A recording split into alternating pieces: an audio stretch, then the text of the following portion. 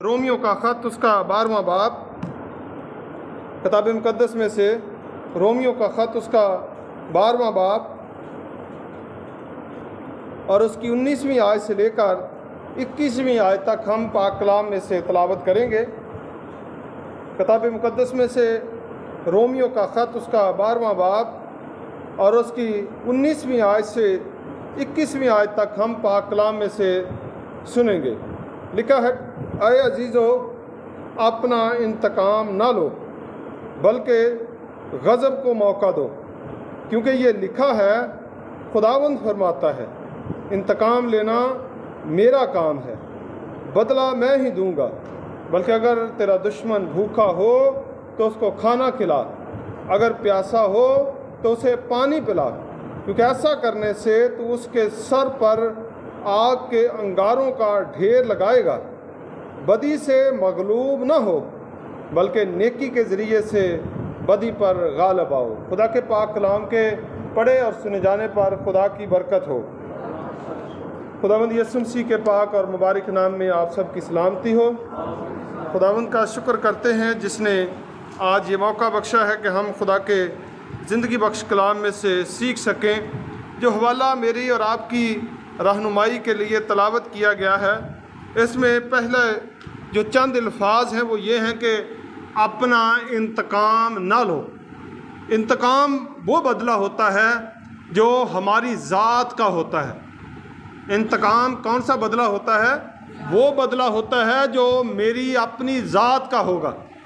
मिसाल के तौर पर कोई मेरे मुंह पर थप्पड़ मारता है, आगे से मैं भी उसके 2-3 थप्पड़ मारता हूँ, तो ये बदला तो मैंने लिया, लेकिन किसका लिया?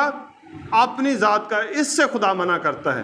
क्या लिखा है? क्या अजीज़ो, अपना इंतकाम ना लो।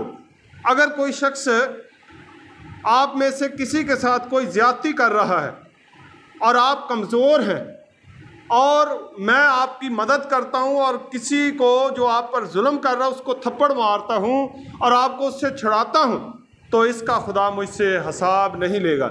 और इससे खुदा ने मना नहीं किया।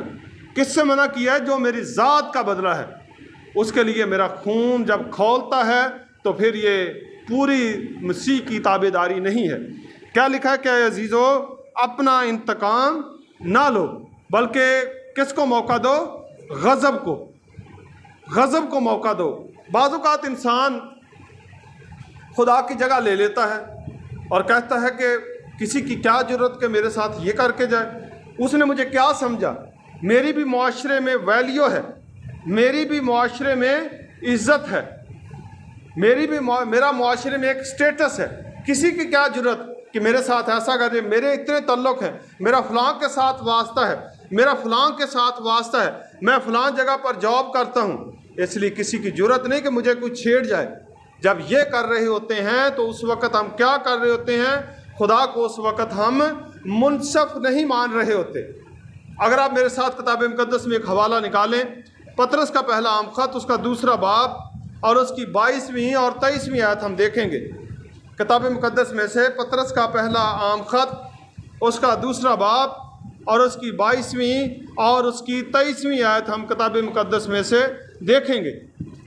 इस तरह किताब मुक़द्दस में लिखा है, ना उसने कोई गुनाह किया, ना उसके मुंह से कोई मकर की बात निकली, ना वो गालियां खाकर गालियां देता था और ना दुख पाकर किसी को धमकाता था, बल्कि अपने आप को सच्चे इंसाफ करने वाले के सुपुर्द करता था।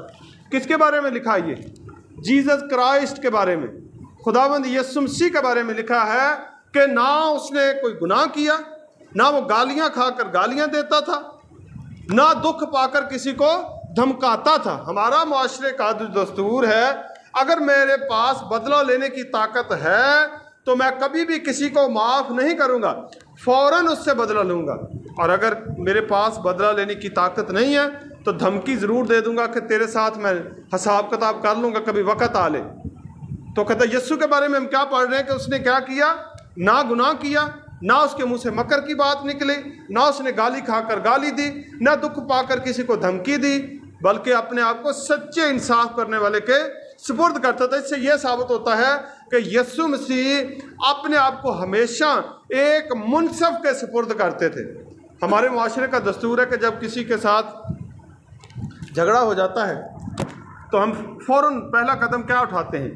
भाग कर किसके पास जाते हैं? पुलिस स्टेशन, थाने में जाते हैं। क्यों थाने में जाते हैं? कि वहाँ पर हमें इंसाफ मिलेगा। आप जानते हैं कि वहाँ पर इंसाफ मिलता है? वहाँ पर इंसाफ नहीं मिलता। वहाँ पर उसको इंसाफ मिलता है जिसके पास पैसे हैं, वहाँ पर उसको इंसाफ मिलता है जिसके पास तल्लुक़ है, जिसके पास सिफारिश है। लेकिन गरीब आदमी को वहाँ पर बहुत कम इंसाफ मिलता है। बहुत थोड़े ईमानदार ऑफिसर होते हैं जो इंसाफ की बात करते हैं। मैं इंसाफ की बात कर रहा हूँ कि इंसाफ के लिए लोग गैर कौमों के पास जाते हैं। आप अगर अदालत का निज़ाम देखें तो अगर थाने में हमारी बात नहीं सुनेंगे तो हम कहाँ पर जाते हैं? कोर्ट में जाते हैं। वहाँ पर हम एप्लीकेशन देते हैं, वकील हायर करते हैं, वहाँ पर कहते हैं कि हमें इंसाफ मिलेगा। लेकिन उसके पास नहीं जाते जो मुनसिफ है, जो बग़ैर तरफदारी किए इंसाफ करता है। उसके पास नहीं जाते जो रिश्वत नहीं लेता, उसके पास नहीं जाते जो सिफारिश को नहीं मानता, उसके पास नहीं जाते जो तल्लुक़ को नहीं मानता, बल्कि वो इंसाफ की बात करता है। किताब मुक़द्दस में यसाया नबी के सहीफ़ा में लिखा है कि ना वो कानों के सुनने से फ़ैसला करेगा, ना आँखों के देखने के मुताबिक फ़ैसला करेगा, बल्कि वो रास्ती के साथ मस्कीनों का इंसाफ करेगा। लफ्ज़ जो इंसाफ है बड़ा गहरा लफ्ज़ है, बड़ा लंबा चौड़ा लफ्ज़ है। अक्सर आप अदालतों में जाते हैं, अदालतों में एक लफ्ज़ लिखा होता है अदलिया। कभी कोर्ट में जाने का किसी को इत्तफाक हुआ है? वहाँ पर ऐवान अदल लिखा होता है या अदलिया लिखा होता है। वहाँ पर इंसाफ नहीं लिखा होता। अदल और इंसाफ में फ़र्क होता है। अदल वो चीज़ होती है जिसमें रहम शामिल होता है, इंसाफ वो चीज़ होती है जिसमें रहम नहीं शामिल होता। मिसाल के तौर पर एक वाक़या आपको बताऊंगा। एक औरत ने ज़िना किया, ज़िना के फेल पर पकड़ी गई। बाइबल मुक़द्दस का वाक़या है। ज़िना के फेल पर पकड़ी गई। शरीयत के मुताबिक क्या दस्तूर था? उसको संगसार किया जाए। यस्सु ने औरत को भी बचाया और उन लोगों को भी झूठा ठहरा दिया। इसको कहते हैं अदल। अगर यस्सु वहाँ पर इंसाफ करते तो फिर उस औरत की सज़ा जो थी वो क्या थी? सजाए मौत थी। और यस्सु ने आखिरी जो अल्फाज उस पहरे में कहे वो क्या थे? कि मैं तुझ पर हुक्म लगा सकता हूँ, लेकिन जा, मैं भी तुझे माफ़ करता हूँ, दोबारा गुनाह ना करना। इसको कहते हैं अदल करना। एक शख्स ने चोरी की है 1 लाख रुपए की, पकड़ा गया है, लाख रुपया बरामद हो गया। लाख रुपया वो कहाँ पर जाएगा? मालिक को वापस किया जाएगा।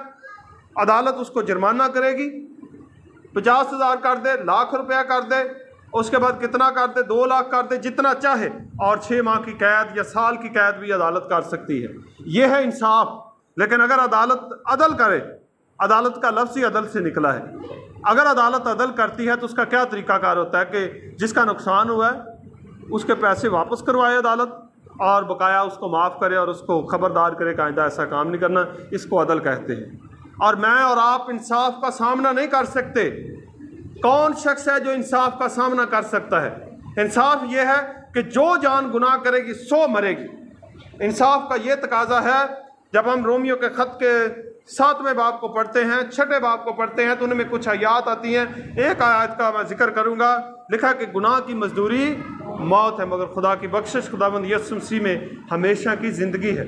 तो ज़िंदगी जो है हमें किससे मिली है? रहम और फजल से मिली है। आज जो बात हम सीख रहे हैं वो क्या है कि आए अजीज़ो, अपना इंतकाम ना लो बल्कि गज़ब को मौका दो, क्योंकि लिखा है इंतकाम लेना मेरा काम है। जब हम खुद बदला लेते हैं तो हम खुदा के गज़ब को काम नहीं करने देते। हम खुदा के गज़ब को काम नहीं करने देते। आप खुदा के गज़ब को मौका दें और आपकी जान जो है वो थर थर कांपेगी जब खुदा अपना गज़ब भेजेगा। किसी ने आपके मुंह पर थूका है, किसी ने आपके मुंह पर तमाचा मारा है, किसी ने आपको बेइज्जत किया है, आप बदला ना लें। आप ऊपर वाले से कहें कि मैं कमज़ोर हूँ, तू ज़ोरावर है। किताब मुक़द्दस में क्या लिखा है? इमसाल की किताब 18वां बाब और उसकी 15वीं आयत, या शायद 15वां बाब 18वीं आयत में, जिसमें लिखा है खुदावंद का नाम मोहकम बुर्ज है, सादक उसमें भाग जाता और अमन में रहता है। तो हम अमन में रहने के लिए पुलिस स्टेशन जाते हैं। हम अमन में रहने के लिए कहाँ पर जाते हैं? अदालत में जाते हैं। ये सच्चाई है। बेशक हम कमज़ोर हैं, हम में से अक्सर बेशतर लोग इस पर अमल नहीं करते, लेकिन इस सच्चाई को हम झुठला नहीं सकते। और किताब मुक़द्दस में करंथस की कलीसिया को जब ख़त लिखा गया, उसमें लिखा कि तुम इंसाफ के लिए गैर कौमों के पास जाते हो, क्या तुम में एक शख्स भी दाना नहीं? क्या तुम में कोई एक भी समझदार नहीं जो तुम्हारा फैसला कर सके? इसलिए अपने फैसले गैर कौमों के पास ना लेकर जाएं। किसके पास लेकर जाएं?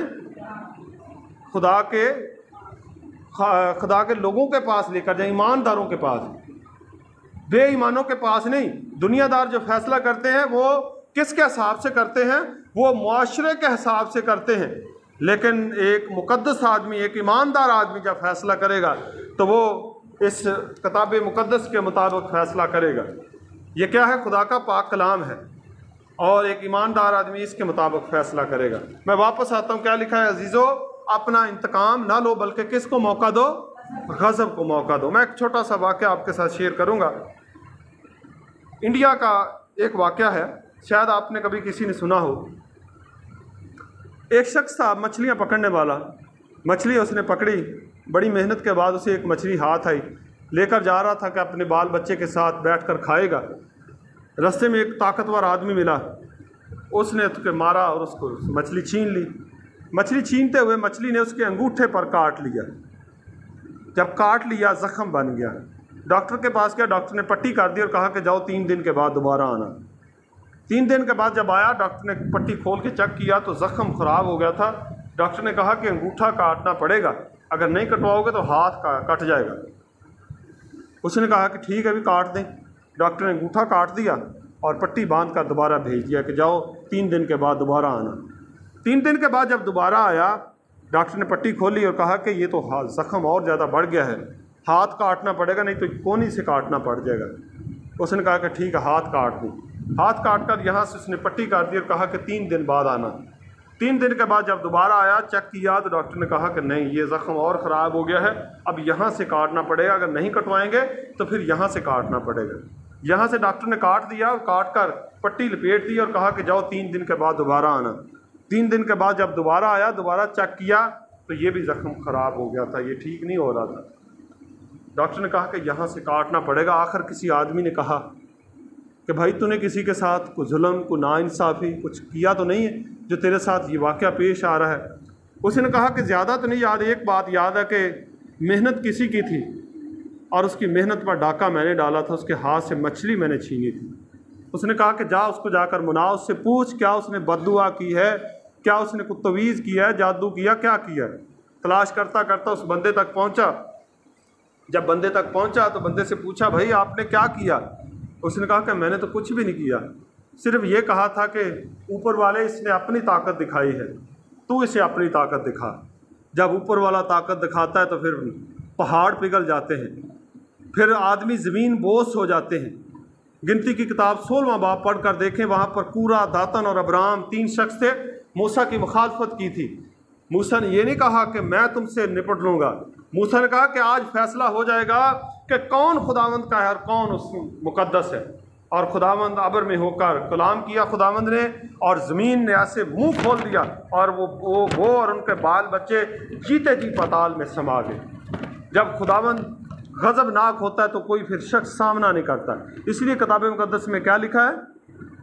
आए अजीज़ो, अपना इंतकाम ना लो, बल्कि किसको मौका दो? गज़ब को मौका दो। आप में से कौन कौन गज़ब को मौका देना चाहता है? एवं करके हाथ खड़ा होता है, एवं करके नहीं होता। गज़ब को जब मौका देंगे तो मैंने आपको वाक़या बताया, सच्चा वाक़या है। बाइबल का एक और वाक़या आपको बता देता हूँ। गिनती की किताब 12वां बाब, आप ये जो मैं बाब आपको बता रहा हूँ पढ़ कर देख लेना। गिनती की किताब 12वें बाब में लिखा हुआ है कि मूसा ने कोशी औरत से शादी कर ली, और उसके जो 2 बहन भाई थे, बड़े थे, हारून भी बड़ा था और मरियम भी बड़ी थी। उन्होंने क्या मूसा के खिलाफ बदगोई की। खुदावंद ने सुना, मूसा खामोश रहा, खुदावंद ने सुना, और खुदावंद खुद बात करने के लिए उतर आया। खुदावंद ने कहा कि तुमको मेरे बंदा मूसा की बदगोई करते हुए खौफ क्यों ना आया? रूए ज़मीन पर मूसा की मानद हलीम आदमी कोई नहीं है। हारून ने जब ये बातें सुनी तो हारून ने कहा आए मेरे मालिक हमसे खता हो गई, हमें माफ़ कर दे। हारून बच गया। मरियम ने आकड़ च रही, मैं ठीक हाँ, मैं वड्डी भैन हाँ। फिर उन्होंने की होया, लिखा कि बर्फ़ की मानत सफ़ेद फोड़ी हो गई। ये खुदा का गज़ब काम करता है। जब मैं बदला ले लूँगा तो फिर खुदा नहीं काम करेगा। तो किसको काम करने देना चाहिए? खुदा को काम करने देना चाहिए। जब खुदा काम करेगा तो वो बड़े साफ़ सुथरे और अच्छे अच्छे फ़ैसले करता है। यीशु ने कहा था कि जो कोई तेरे दाहिने गाल पर तमाचा मारता, बायां भी उसकी तरफ फेर दे। दुश्मन से मोहब्बत कर और सताने वाले के लिए दुआ कर। और अभी जो हवाला हमने पढ़ा इसमें क्या लिखा है? अगर तेरा दुश्मन भूखा है तो उसको क्या खिला? खाना खिला। और अगर प्यासा है तो उसको पानी पिला। अब ऐसा करने से तो क्या करेगा? उसके सर पर आग के अंगारों का ढेर लगाएगा। आप अपने दुश्मन के सर पर जो कोयले होते हैं, दहकते हुए कोयले, वो अंगारों का ले जाएं अंगारे और उसके ऊपर ढेर लगा दे जाकर, वो आपको जान से मार देगा कि नहीं? तो अब जब आप ऐसा करेंगे कि भूखा है तो खाना खिलाएंगे, प्यासा है तो पानी पिलाएंगे, तो फिर क्या हो जाएगा? फिर उसके सर पर आग के अंगारों का ढेर लग जाएगा और फिर तब्दील हो जाएगा। जब वो शख्स जिससे मछली छीनी गई थी, अगर वो खुद बदला लेता तो वो इतना बदला ले सकता था? वो यहाँ से काटता तो उसके ऊपर 337 का पर्चा हो जाना था। 337 हड्डी तोड़ने की होती है। जब हड्डी टूट जाती है तो उसकी ज़मानत नहीं होती।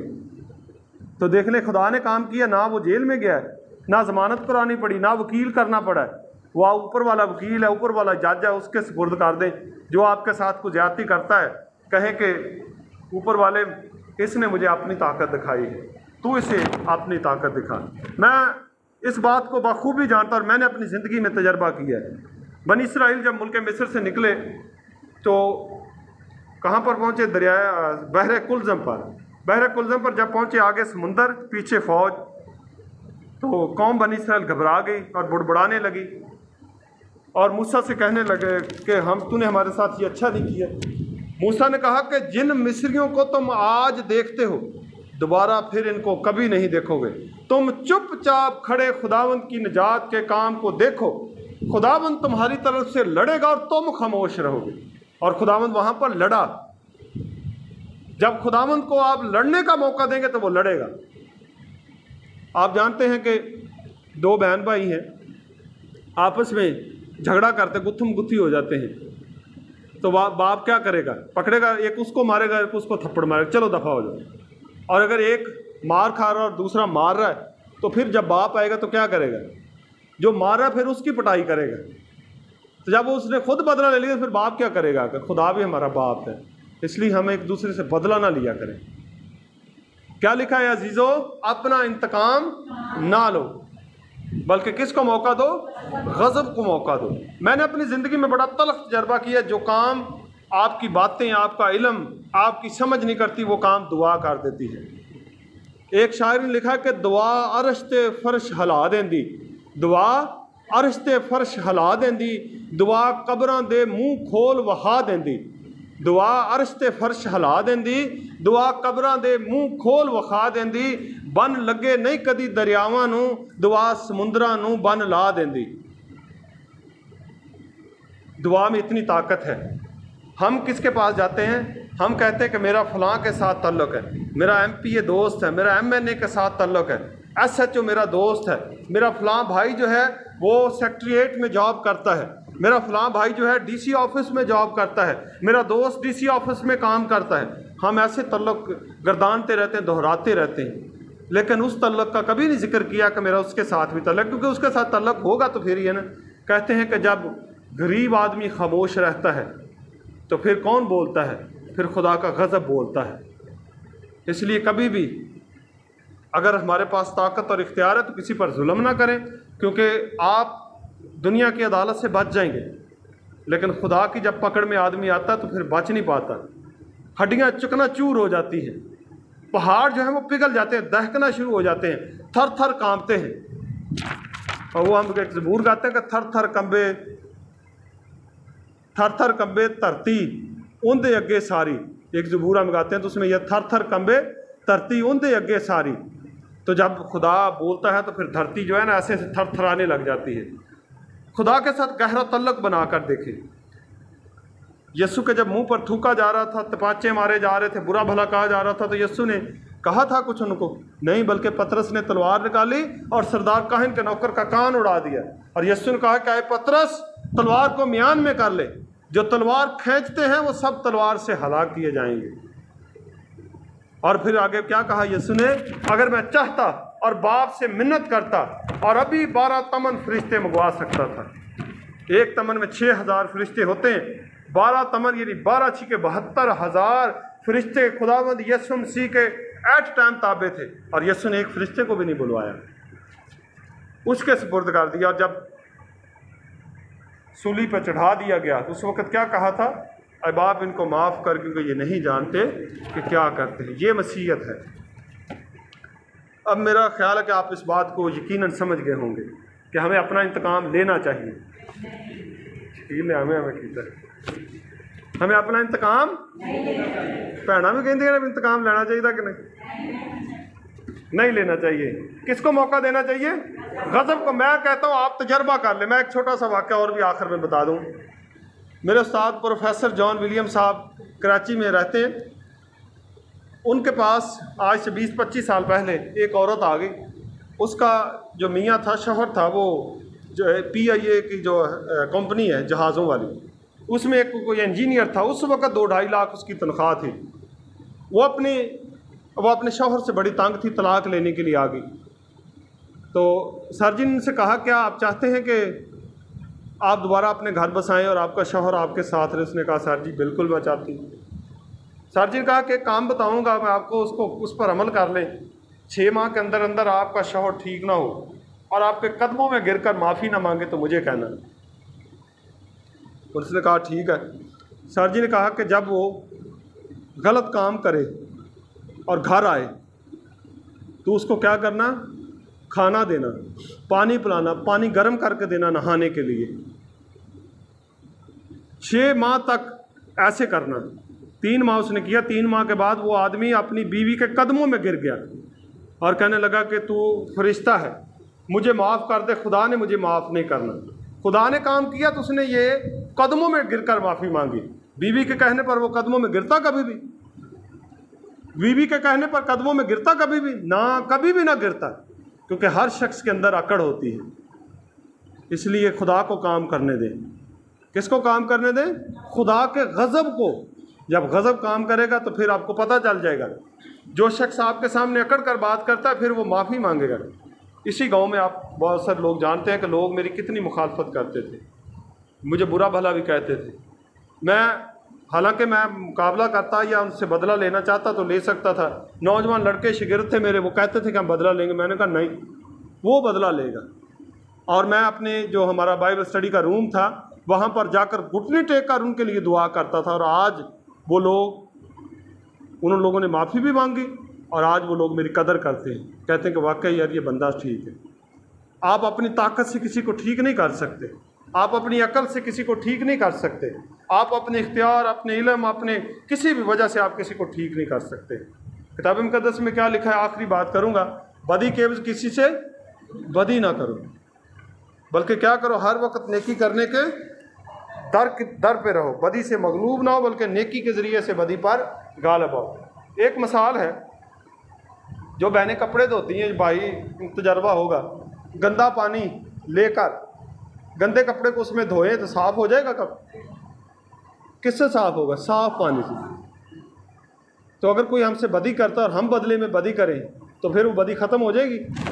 नहीं होगी। किससे ख़त्म होगी? आगे से नेकी करेंगे। क्या करनी है हमने? आगे से नेकी करनी है। खुदावंद मुझे और आप सबको आज इस कलाम के वसीला से बरकत बख्शे। आमीन।